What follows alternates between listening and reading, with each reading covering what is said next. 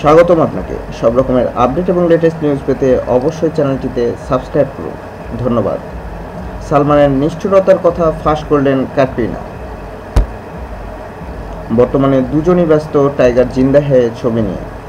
শেষবারে দুজনকে একসঙ্গে দেখা গিয়েছিল একটা টাইগার ছবিতে। মাঝখানে 5 বছর কেটে গেছে। বলছিলাম সালমান খান ও ক্যাটরিনা কাইফের কথা। 5 বছর পর ফের সালমানের ব্যাপারে মুখ খুললেন ক্যাটরিনা কাইফ।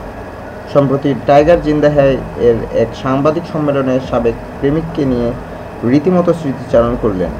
ক্যাটরিনা বললেন, আমি একদিন কাঁদছিলাম আর তাই দেখে সালমান হাসছিল। এটা শুনে সালমানকে যতটা ভিলেন মনে হয় তিনি ততটা ভিলেন নন। এর পিছনেও রয়েছে একটি গল্প, আর সেই গল্প উঠে এলো স্বয়ং ক্যাটরিনার কথাতেই। ক্যাট জানান, আমার সায়া নামের একটি ছবিতে অভিনয় করার কথা ছিল। ছবির পরিচালক ছিলেন অনুরাগ বাসু আর নায়ক ছিলেন জন আব্রাহাম। আমাকে ছবিটিতে কাস্ট করা হয়েছিল। আমাকে একদিন রাতে একটি শট দেওয়ার জন্য ডাকা হয়। সেই শটটি সাইলেন্ট ছিল, তাও আবার এক ভূতের চরিত্র ছিল। 2 দিন শ্যুটের পর আমায় বলা হলো আমি ছবি থেকে বাদ। এরপর কাঁদতে শুরু করে দিই। তখনই ক্যাটকে কাঁদতে দেখে সালমান হেসেছিলেন। এই প্রসঙ্গে ক্যাটরিনা বলেন, আমি ছবি থেকে রিজেক্ট হয়ে কাঁদছি আর ভাবছি আমার ক্যারিয়ার শেষ, আর ও হাসছে।